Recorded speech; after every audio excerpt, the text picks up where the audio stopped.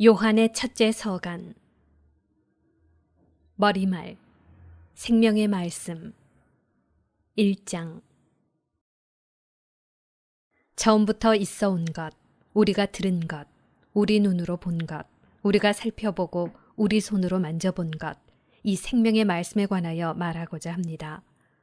그 생명이 나타나셨습니다. 우리가 그 생명을 보고 증언합니다. 그리고 여러분에게 그 영원한 생명을 선포합니다. 영원한 생명은 아버지와 함께 계시다가 우리에게 나타나셨습니다. 우리가 보고 들은 것을 여러분에게도 선포합니다. 여러분도 우리와 친교를 나누게 하려는 것입니다. 우리의 친교는 아버지와 또 그 아드님이신 예수 그리스도와 나누는 것입니다. 우리의 기쁨이 충만해지도록 이 글을 씁니다. 빛 속에서 살아감. 우리가 그분에게서 듣고 이제 여러분에게 전하는 말씀은 이것입니다. 곧 하느님은 빛이시며 그분께는 어둠이 전혀 없다는 것입니다. 만일 우리가 하느님과 친교를 나눈다고 말하면서 어둠 속에서 살아간다면 우리는 거짓말을 하는 것이고 진리를 실천하지 않는 것입니다. 그러나 그분께서 빛 속에 계신 것처럼 우리도 빛 속에서 살아가면 우리는 서로 친교를 나누게 되고 그분의 아드님이신 예수님의 피가 우리를 모든 죄에서 깨끗하게 해줍니다. 만일 우리가 죄 없다고 말한다면 우리는 자신을 속이는 것이고 우리 안에 진리가 없는 것입니다. 우리가 우리 죄를 고백하면 그분은 성실하시고 의로우신 분이시므로 우리의 죄를 용서하시고 우리를 모든 불의에서 깨끗하게 해주십니다. 만일 우리가 죄를 짓지 않았다고 말한다면 우리는 그분을 거짓말쟁이로 만드는 것이고 우리 안에 그분의 말씀이 없는 것입니다. 2장. 나의 자녀 여러분, 내가 여러분에게 이 글을 쓰는 까닭은 여러분이 죄를 짓지 않게 하려는 것입니다. 그러나 누가 죄를 짓더라도 하느님 앞에서 우리를 변호해 주시는 분이 계십니다. 곧 의로우신 예수 그리스도이십니다. 그분은 우리 죄를 위한 속죄 제물이십니다. 우리 죄만이 아니라 온 세상의 죄를 위한 속죄 제물이십니다. 사랑의 계명 준수. 우리가 하느님의 계명을 지키면 그것으로 우리가 그분을 알고 있음을 알게 됩니다. 나는 그분을 안다 하면서 그분의 계명을 지키지 않는 자는 거짓말쟁이고 그에게는 진리가 없습니다. 그러나 누구든지 그분의 말씀을 지키면 그 사람 안에서는 참으로 하느님 사랑이 완성됩니다. 그것으로 우리가 그분 안에 있음을 알게 됩니다. 그분 안에 머무른다고 말하는 사람은 자기도 그리스도께서 살아가신 것처럼 그렇게 살아가야 합니다. 사랑하는 여러분, 내가 여러분에게 써보낸 것은 새 계명이 아니라 여러분이 처음부터 지녀온 옛 계명입니다. 이 옛 계명은 여러분이 들은 그 말씀입니다. 그러면서도 내가 여러분에게 써보낸 것은 새 계명입니다. 그것은 그리스도께도 또 여러분에게도 참된 사실입니다. 어둠이 지나가고 이미 참빛이 비치고 있기 때문입니다. 빛 속에 있다고 말하면서 자기 형제를 미워하는 사람은 아직도 어둠 속에 있는 자입니다. 자기 형제를 사랑하는 사람은 빛 속에 머무르고 그에게는 걸림돌이 없습니다. 그러나 자기 형제를 미워하는 자는 어둠 속에 있습니다. 그는 어둠 속에서 살아가면서 자기가 어디로 가는지 모릅니다. 어둠이 그의 눈을 멀게 하였기 때문입니다. 그리스도인과 세상. 자녀 여러분, 내가 여러분에게 이 글을 쓰는 까닭은 여러분이 그분의 이름 덕분에 죄를 용서받았기 때문입니다. 아버지 여러분, 내가 여러분에게 이 글을 쓰는 까닭은 처음부터 계신 그분을 여러분이 알고 있기 때문입니다. 젊은이 여러분, 내가 여러분에게 이 글을 쓰는 까닭은 여러분이 악한 자를 이겼기 때문입니다. 자녀 여러분, 내가 여러분에게 이 글을 쓴 까닭은 여러분이 아버지를 알고 있기 때문입니다. 아버지 여러분, 내가 여러분에게 이 글을 쓴 까닭은 처음부터 계신 그분을 여러분이 알고 있기 때문입니다. 젊은이 여러분, 내가 여러분에게 이 글을 쓴 까닭은 여러분이 강하고 하느님의 말씀이 여러분 안에 머무르며 여러분이 악한 자를 이겼기 때문입니다. 여러분은 세상도 또 세상 안에 있는 것들도 사랑하지 마십시오. 누가 세상을 사랑하면 그 사람 안에는 아버지 사랑이 없습니다. 세상에 있는 모든 것, 곧 육의 욕망과 눈의 욕망과 살림살이에 대한 자만은 아버지에게서 온 것이 아니라 세상에서 온 것입니다. 세상은 지나가고 세상의 욕망도 지나갑니다. 그러나 아버지의 뜻을 실천하는 사람은 영원히 남습니다. 자녀 여러분, 지금이 마지막 때입니다. 그리스도의 적이 온다고 여러분이 들은 그대로 지금 많은 그리스도의 적들이 나타났습니다. 그래서 우리는 지금이 마지막 때임을 압니다. 그들은 우리에게서 떨어져 나갔지만 우리에게 속한 자들은 아니었습니다. 그들이 우리에게 속하였다면 우리와 함께 남아 있었을 것입니다. 그러나 결국에는 그들이 아무도 우리에게 속하지 않는다는 사실이 드러났습니다. 여러분은 거룩하신 분에게서 기름 부음을 받았습니다. 그래서 여러분은 모두 알고 있습니다. 내가 여러분에게 이 글을 쓰는 까닭은 여러분이 진리를 모르기 때문이 아니라 진리를 알기 때문입니다. 또 진리에서는 어떠한 거짓말도 나오지 않기 때문입니다. 누가 거짓말쟁이입니까? 예수님께서 그리스도이심을 부인하는 사람이 아닙니까? 아버지와 아드님을 부인하는 자가 곧 그리스도의 적입니다. 아드님을 부인하는 자는 아무도 아버지를 모시고 있지 않습니다. 아드님을 믿는다고 고백하는 사람이라야 아버지도 모십니다. 여러분은 처음부터 들은 것을 여러분 안에 간직하십시오. 처음부터 들은 것을 여러분 안에 간직하면 여러분도 아드님과 아버지 안에 머무르게 될 것입니다. 이것이 그분께서 우리에게 하신 약속, 곧 영원한 생명입니다. 나는 여러분을 속이는 자들과 관련하여 이 글을 씁니다. 그러나 여러분은 그분에게서 기름 부음을 받았고 지금도 그 상태를 보존하고 있으므로 누가 여러분을 가르칠 필요가 없습니다. 그분께서 기름 부으심으로 여러분에게 모든 것을 가르치십니다. 기름 부음은 진실하고 거짓이 없습니다.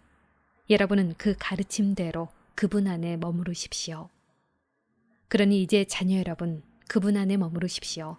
그래야 그분께서 나타나실 때에 우리가 확신을 가질 수 있고 그분의 재림 때에 그분 앞에서 부끄러운 일을 당하지 않을 것입니다. 의로움의 실천. 그분께서 의로우신 분이심을 깨달으면 의로운 일을 실천하는 사람들이 모두 하느님에게서 태어났다는 것도 알게 됩니다. 3장. 아버지께서 우리에게 얼마나 큰 사랑을 주시어 우리가 하느님의 자녀라 불리게 되었는지 생각해 보십시오. 과연 우리는 그분의 자녀입니다. 세상이 우리를 알지 못하는 까닭은 세상이 그분을 알지 못하였기 때문입니다. 사랑하는 여러분, 이제 우리는 하느님의 자녀입니다. 우리가 어떻게 될지는 아직 드러나지 않았지만 그분께서 나타나시면 우리도 그분처럼 되리라는 것은 알고 있습니다. 그분을 있는 그대로 보게 될 것이기 때문입니다. 그분께 이런 희망을 두는 사람은 모두 그리스도께서 순결하신 것처럼 자신도 순결하게 합니다. 죄를 저지르는 자는 모두 불법을 자행하는 자입니다. 죄는 곧 불법입니다. 여러분도 알다시피 그분께서는 죄를 없애시려고 나타나셨던 것입니다. 그분 안에는 죄가 없습니다. 그분 안에 머무르는 사람은 아무도 죄를 짓지 않습니다. 죄를 짓는 자는 모두 그분을 뵙지도 못하고 알지도 못한 자입니다. 자녀 여러분, 아무에게도 속지 마십시오. 의로운 일을 실천하는 이는 그분께서 의로우신 것처럼 의로운 사람입니다. 죄를 저지르는 자는 악마에 속한 사람입니다. 악마는 처음부터 죄를 지었기 때문입니다. 그래서 악마가 한 일을 없애버리시려고 하느님의 아드님께서 나타나셨던 것입니다. 하느님에게서 태어난 사람은 아무도 죄를 저지르지 않습니다. 하느님의 씨가 그 사람 안에 있기 때문입니다. 그는 하느님에게서 태어났기 때문에 죄를 지을 수가 없습니다. 하느님의 자녀와 악마의 자녀는 이렇게 뚜렷이 드러납니다. 의로운 일을 실천하지 않는 자는 모두 하느님께 속한 사람이 아닙니다. 자기 형제를 사랑하지 않는 자도 그렇습니다. 사랑의 실천. 여러분이 처음부터 들은 말씀은 이것입니다. 곧 우리가 서로 사랑해야 한다는 것입니다. 악마에게 속한 사람으로서 자기 동생을 죽인 카인처럼 되어서는 안 됩니다. 그가 무슨 까닭으로 동생을 죽였습니까?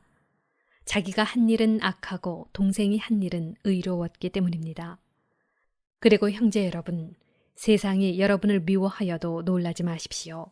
우리는 형제들을 사랑하기 때문에 우리가 이미 죽음에서 생명으로 건너갔다는 것을 압니다.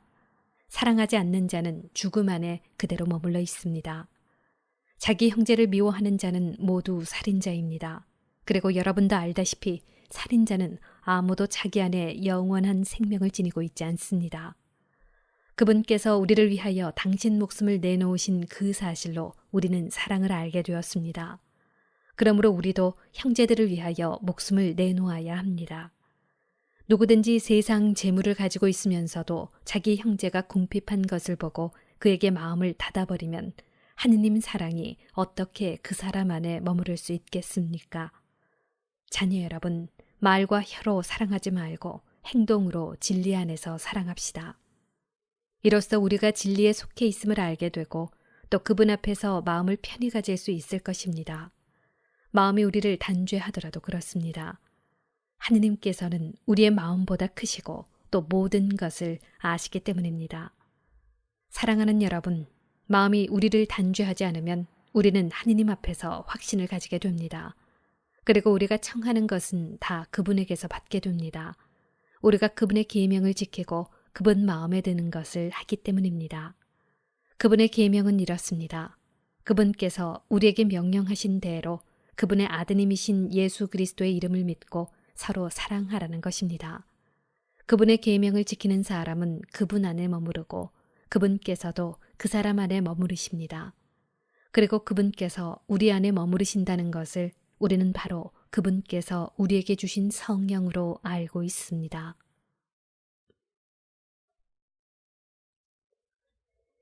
영의 식별 4장. 사랑하는 여러분, 아무 영이나 다 믿지 말고 그 영이 하느님께 속한 것인지 시험해 보십시오. 거짓 예언자들이 세상으로 많이 나갔기 때문입니다. 여러분은 하느님의 영을 이렇게 알 수 있습니다. 예수 그리스도께서 사람의 몸으로 오셨다고 고백하는 영은 모두 하느님께 속한 영입니다. 그러나 예수님을 믿는다고 고백하지 않는 영은 모두 하느님께 속하지 않는 영입니다. 그것은 그리스도의 적의 영입니다. 그 영이 오리라고 여러분이 전해 들었는데 이제 이미 세상에 와 있습니다.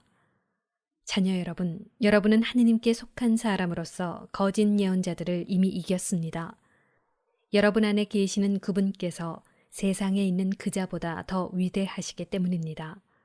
그들은 이 세상에 속한 자들입니다. 그런 까닭에 그들은 세상에 속한 것을 말하고 세상은 그들의 말을 듣습니다. 우리는 하느님께 속한 사람입니다. 하느님을 아는 사람은 우리의 말을 듣고 하느님께 속하지 않는 사람은 우리의 말을 듣지 않습니다.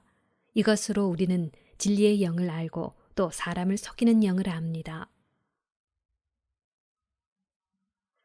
사랑과 믿음. 사랑하는 여러분, 서로 사랑합시다. 사랑은 하느님에게서 오는 것이기 때문입니다. 사랑하는 이는 모두 하느님에게서 태어났으며 하느님을 압니다. 사랑하지 않는 사람은 하느님을 알지 못합니다. 하느님은 사랑이시기 때문입니다. 하느님의 사랑은 우리에게 이렇게 나타났습니다.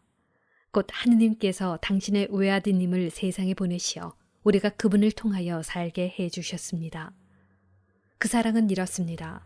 우리가 하느님을 사랑한 것이 아니라 그분께서 우리를 사랑하시어 당신의 아드님을 우리 죄를 위한 속죄 제물로 보내주신 것입니다. 사랑하는 여러분, 하느님께서 우리를 이렇게 사랑하셨으니 우리도 서로 사랑해야 합니다. 지금까지 하느님을 본 사람은 없습니다. 그러나 우리가 서로 사랑하면 하느님께서 우리 안에 머무르시고 그분 사랑이 우리에게서 완성됩니다. 하느님께서는 우리에게 당신의 영을 나누어 주셨습니다. 우리는 이 사실로 우리가 그분 안에 머무르고 그분께서 우리 안에 머무르신다는 것을 압니다. 그리고 우리는 아버지께서 아드님을 세상의 구원자로 보내신 것을 보았고 또 증언합니다. 누구든지 예수님께서 하느님의 아드님이심을 고백하면 하느님께서 그 사람 안에 머무르시고 그 사람도 하느님 안에 머무릅니다. 하느님께서 우리에게 베푸시는 사랑을 우리는 알게 되었고 또 믿게 되었습니다. 하느님은 사랑이십니다. 사랑 안에 머무르는 사람은 하느님 안에 머무르고 하느님께서도 그 사람 안에 머무르십니다.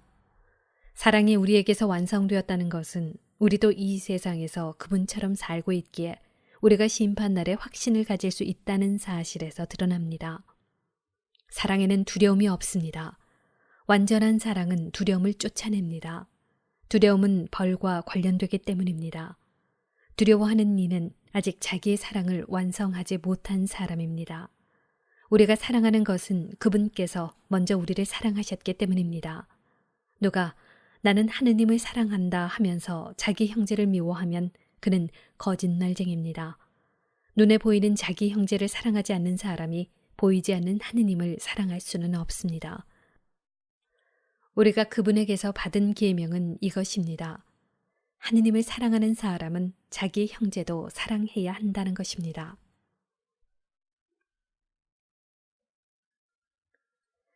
사랑의 뿌리인 믿음 5장 예수님께서 그리스도이심을 믿는 사람은 모두 하느님에게서 태어났습니다. 아버지를 사랑하는 사람은 모두 그 자녀도 사랑합니다.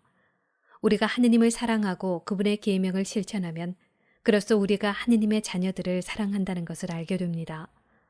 하느님을 사랑하는 것은 바로 그분의 계명을 지키는 것입니다. 그리고 그분의 계명은 힘겹지 않습니다. 하느님에게서 태어난 사람은 모두 세상을 이기기 때문입니다.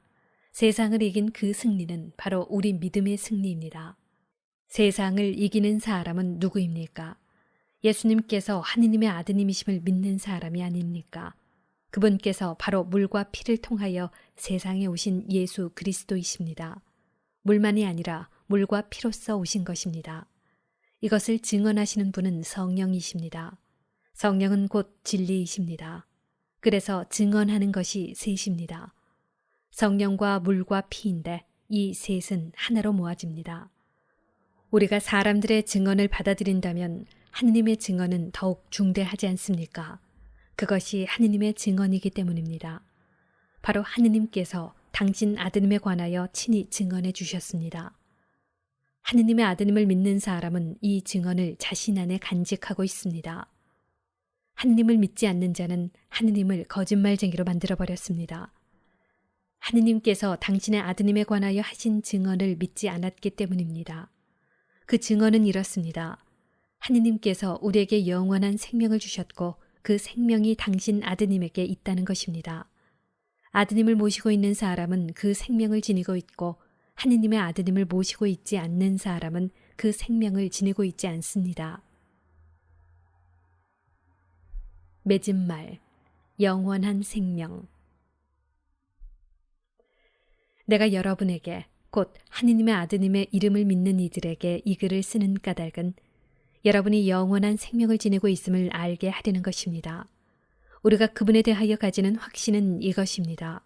우리가 무엇이든지 그분의 뜻에 따라 청하면 그분께서 우리의 청을 들어주신다는 것입니다. 우리가 무엇을 청하든지 그분께서 들어주신다는 것을 알면 우리가 그분께 청한 것을 받는다는 것도 압니다.